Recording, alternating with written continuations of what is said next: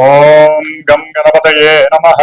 హరి ఓం గురవే సర్వలోకానాం విషజే భవరోగిణాం నిధయే సర్వవిద్యానాం శ్రీ దక్షిణామూర్తయే నమో నమః.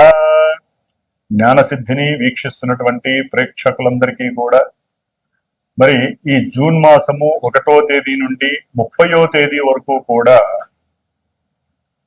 మనకి మేషాది 12 రాశులు అంటే మీనరాశి వరకు కూడా 12 రాశుల్లో గ్రహాల యొక్క సంచార స్థితిగతులను గనక మనం తెలుసుకోగలిగితే ఏ రాశుల వారికి ఏ గ్రహం వలన ఏ శుభాలు కలుగుతాయి, ఏ ఈవెంట్స్ వారిని ఆనందపరుస్తాయి, ఏ రకమైనటువంటి ఇబ్బందులు కలుగుతాయి, మరి ఇబ్బంది కలిగించేటటువంటి గ్రహాలకి తగినటువంటి పరిహారంగా ఏ స్తోత్రము చదివినా, ఏ పూజ చేసుకున్నా, ఏ జపము చేసుకున్నా, ఏ దానము చేసుకున్నా మంచి జరుగుతుందో మనం గనక గమనించుకున్నట్లయితే ముఖ్యంగా ఈ జూన్ మాసంలో సూర్యగ్రహము జూన్ 14వ తేదీ వరకు కూడా వృషభ రాశిలో సంచరిస్తూ, కుజుడు జూన్ 20వ తేదీ వరకు కూడా మేషరాశిలో తన యొక్క స్వక్షేత్రంలో సంచారం చేస్తూ జూన్ 20 తర్వాత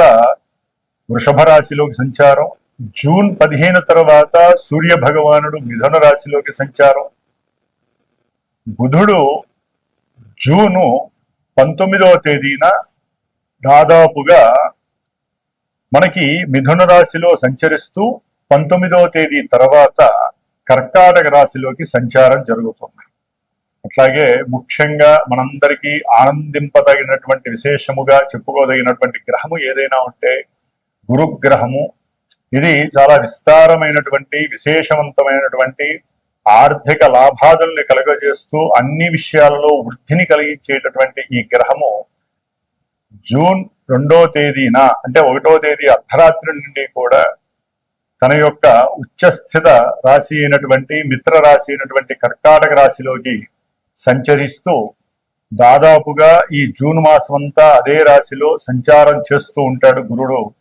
శుక్రుడు జూన్ 8వ తేదీ వరకు కూడా మిథున రాశిలో సంచారం చేస్తూ జూన్ 8 నుండి కూడా కర్కాటక రాశిలో గురుడితో పాటుగా సంచారం చేస్తూ ఉంటాడు. శని భగవానుడు మీనరాశిలోనే బుధ నక్షత్రమైనటువంటి రేవతి నక్షత్రంలో సంచరిస్తూ, రాహువు సొంత నక్షత్రంలో ఉంటూ కుంభరాశిలో, అట్లాగే కేతువు సింహరాశిలో సొంత నక్షత్రంలో సంచరిస్తూ, మరి చంద్రుడు దాదాపుగా 2.5 రోజులకి కూడా ఒక్కొక్క రాశిని కూడా సంచరిస్తూ అన్ని గ్రహాలతో తన యొక్క సంచారాన్ని కలగజేస్తూ ఎన్నో రకాలైనటువంటి విశేష ఫలితాలని మరి ఈ మేషాది 12 రాశులైనటువంటి మీనరాశి పర్యంతము కూడా విశేషమైనటువంటి శుభ ఫలితాలను అందజేస్తూ కొన్ని ఇబ్బందులను కలగజేస్తూ ఉండేటటువంటి అవకాశాలు ఉన్నాయి. ఏదేమైనప్పటికీ కూడా ఈ యొక్క జన్మజాతక పరిహారాలు మాత్రమే వారికి తగినటువంటి సరైనటువంటి ఈవెంట్స్ కి సరైనటువంటి ఫలితాలని ప్రోత్సాహకరంగా ఇస్తాయి అనటంలో సందేహము లేదు. గోచార సూత్రాలను బట్టి ఏ గ్రహాలు ఏ రాశుల్లో ఉంటాయో ఏ రకాలైనటువంటి ఫలితాలని అందజేస్తాయో మరి ఇప్పుడు తెలుసుకుందాం. ఓం శ్రీమాత్రే నమః. మకర రాశి. మకర రాశి వారికి జూన్ మాసంలో విశేషమైనటువంటి కొన్ని శుభ పరిణామాలు వీరి యొక్క ఆనందానికి హద్దులు లేకుండా చేసేటటువంటి పరిస్థితి. అనుకున్న ప్రతి కార్యక్రమము కూడా అలా ప్రశాంతంగా జరిగిపోతూ వెళ్ళిపోతూ ఉంటాయి. ఎందుకంటే జూన్ 2వ తేదీన మకర రాశి వారికి సప్తమ రాశి అయినటువంటి కర్కాటకంలోకి గురు మహానుభావుడు ఉచ్చస్థితిని పొందటము, జూన్ 8న శుక్ర భగవానుడు అదే స్థానంలోకి రావటము. ఈ గురు శుక్రుల యొక్క కలయిక అటు వివాహకారకుడు, సప్తమ భావము వివాహ స్థానము, గురుడు ఆ యొక్క వివాహాన్ని వృద్ధి చేయడానికి సిద్ధంగా ఉన్నటువంటి స్థానం. అంటే మకర రాశి వారికి ఎదురు చూస్తున్నట్లుగా వివాహ సిద్ధి కలుగుతోంది, వివాహం అయి తీరుతుంది. అనుకున్నటువంటి లాభం, అవతల వాళ్ళు సహకారం చేయటం, అది కుటుంబ బంధువర్గంలో ఎవరైనా సరే. అట్లాగే కొంతమంది విదేశాలలో వివాహం చేసుకున్నప్పుడు ఇక్కడి నుంచి తల్లిదండ్రులు ఎవరైనా అక్కడికి వెళ్లి చక్కగా వారికి వివాహం ఆచరించి మళ్ళీ తిరిగి స్వక్షేత్రానికి రావటం. ఈ విధంగా శుభకార్యాలు విశేషంగా మకర రాశి వారికి జరగబోతున్నాయి.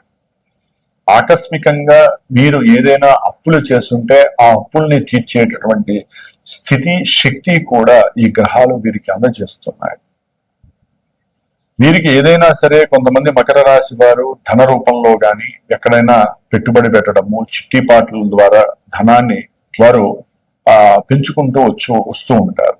సమయానికి ఎక్కడో ఒకటి మనకు ఉపయోగపడతాయి కదా. అలాగే బంగారమో వెండో ఏదో ఒకటి కొని పెట్టుకొని ఉన్నటువంటి వారికి, లేకపోతే ఆన్లైన్ లో వాటిని ఎవరైతే జమ చేసుకున్నారో అవన్నీ కూడా చక్కగా విత్డ్రా చేసుకొని 10 రూపాయలు పెట్టుంటే 1,00,000 రూపాయల లాభం పొందేటటువంటి స్థితి, దాని ద్వారా వ్యాపారాల్లో పెట్టుబడి పెట్టాలనే ఆలోచన, ఆ పెట్టుబడికి సంబంధించినటువంటి ఆలోచనతో పాటుగా సహాయ సహకారాలు పరిపూర్ణంగా అందటం, సంతానం యొక్క సౌఖ్యత వీరికి ఆనందాన్ని కలుగజేస్తోంది. సంతాన లాభము, ఎవరైతే ద్వితీయ సంతానం గురించి ఆలోచిస్తున్నారో వారికి కూడా సంతాన వృద్ధి కలుగుతోంది ఈ యొక్క గురు శుక్రుల యొక్క అనుకూలత వలన. ఎవరైతే ప్రేమికులు వివాహం చేసుకోవాలనుకున్నారో కుటుంబంలో వారి యొక్క సహకారం అంది మీరు చక్కగా వివాహం చేసుకొని సౌఖ్యకరమైనటువంటి జీవితాన్ని అనుభవించడానికి మకర రాశి వారికి అనుకూలత ఉన్నాయి. ఏదేమైనప్పటికీ జాతకంలో ఆ యొక్క దశలు అనుకూలించాలి. వివాహం ఇక్కడ గురుడు వస్తున్నాడు, శుక్రుడు వస్తున్నాడు, వివాహం అయిపోతుంది అనుకోవటం కాదు. జన్మ జాతకంలో పుట్టిన సమయానుసారము ఒక లగ్నం ఏర్పాటై ఉంటుంది. ఆ లగ్నాన్ని బట్టి మనకి దశలు అంతర్దశలు శుభకరమైనవా అశుభకరమైనవా అనేవి ఉంటూ ఉంటాయి. అవి అక్కడ ఓకే చేస్తేనే ఇక్కడ గ్రహస్థితి ఓకే చేస్తుంది. అది వ్యాపారమా, ఉద్యోగమా, లేకపోతే కళ్యాణమా, లక్ష్మీ కటాక్షమా, లేకపోతే దరిద్రాలు సంభవించటమా, అప్పుల లేకపోతే అప్పులు తీర్చటమా, అప్పులు పెరగటమా, ఇవన్నీ కూడా జన్మజాతకాన్ని అనుసరించి మాత్రమే జరుగుతూ ఉంటాయి.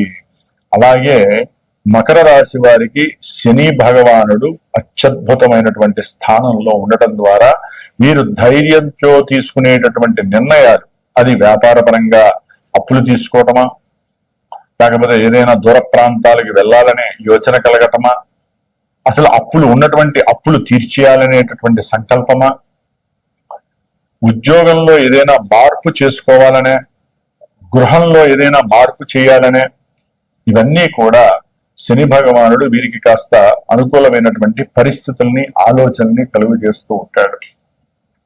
దూర ప్రాంతాల నిమిత్తము ఉద్యోగ అవకాశాలకు వెళ్ళటము, సక్సెస్ సాధించాలి అనేటటువంటి యోచన కలగటము, కొత్త కొత్త వ్యాపారాలను ప్రారంభించాలి అనేటటువంటి యోచన కలగటము ఈ మకర రాశి వారికి కలగడానికి అవకాశాలు ఎక్కువ ఉన్నాయి.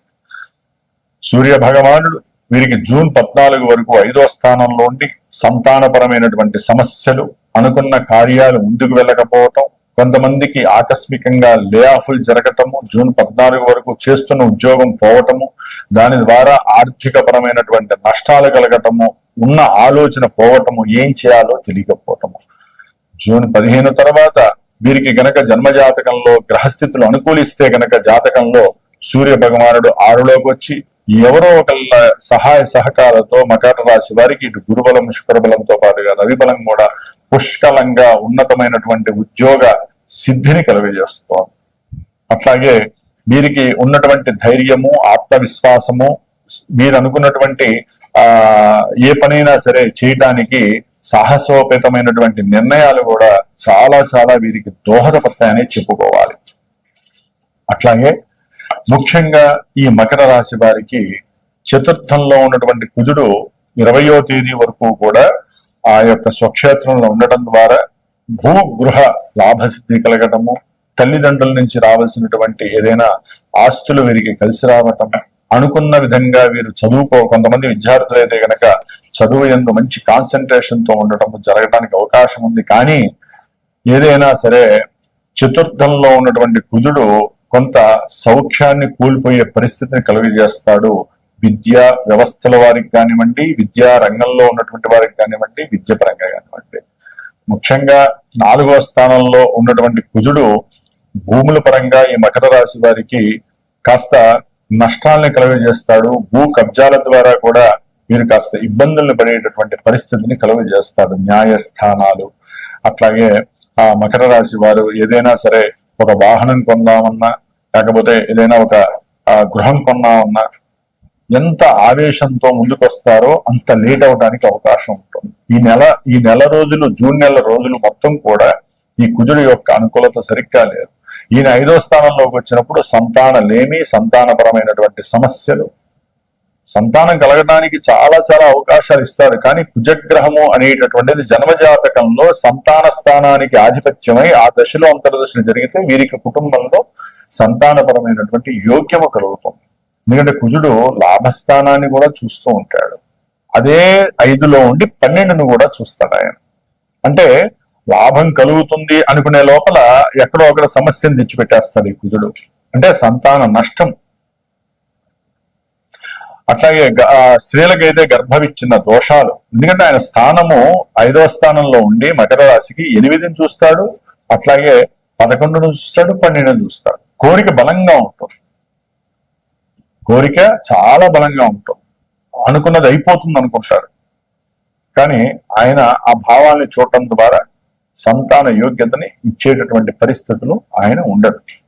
కాబట్టి మకర రాశి వారికి ద్వితీయంలో ఉన్నటువంటి రాహువు, అష్టమంలో ఉన్నటువంటి కేతువు ఆర్థిక పరమైనటువంటి విషయాలలో ఒడిదుడుకుల్ని కలుగజేస్తూనే ఉంటారు. కాబట్టి ఏదేమైనప్పటికీ మకర రాశి వారు ఒకటి గుర్తుంచుకోవాలి. గోచారంలో ఇప్పుడు మనము కొంతమంది అనుకుంటారు వివాహం అయిపోతుంది గురువు గారు చెప్పారు అని. జాతకాన్ని ఒకసారి సరైనటువంటి గురువుకి చూపించండి. కొంతమందికి ఇక్కడ గ్రహాలు అవజేసేస్తాయంటే జాతకంలో కూడా దశలు అంతర్దశలు యోగాన్ని కలుగజేసేటట్టే ఉంటాయి.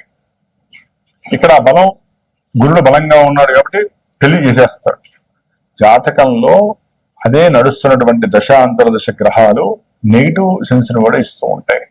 అంటే విడగొట్టడం, సమస్యలు లేవనెత్తటం, వాళ్ళిద్దరిని తృప్తిగా ఉండనికపోవటం, మధ్యలో ఎవరో ఒకరు దూడటం, వాళ్ళ వలన సమస్య అగ్నికి ఆజ్యం తోడైనట్టుగా బలంగా తయారవటం.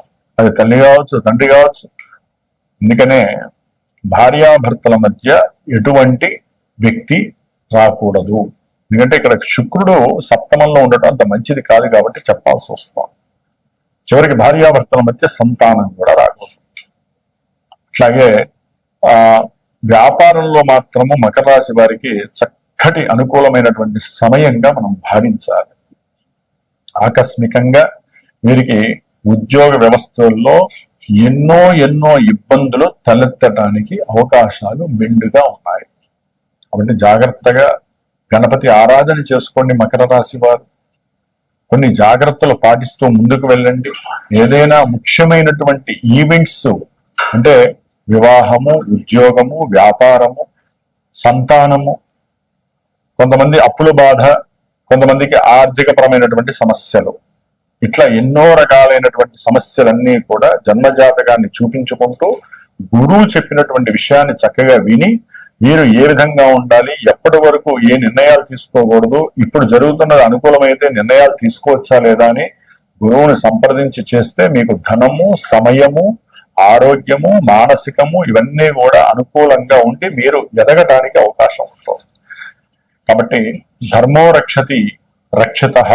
ధర్మాన్ని మనం గనక రక్షించినట్లయితే అది ఎప్పుడు కూడా మనల్ని కాపాడుతూనే ఉంటుంది, రక్షిస్తూనే ఉంటుంది. సర్వే జనాః సుఖినో భవంతు.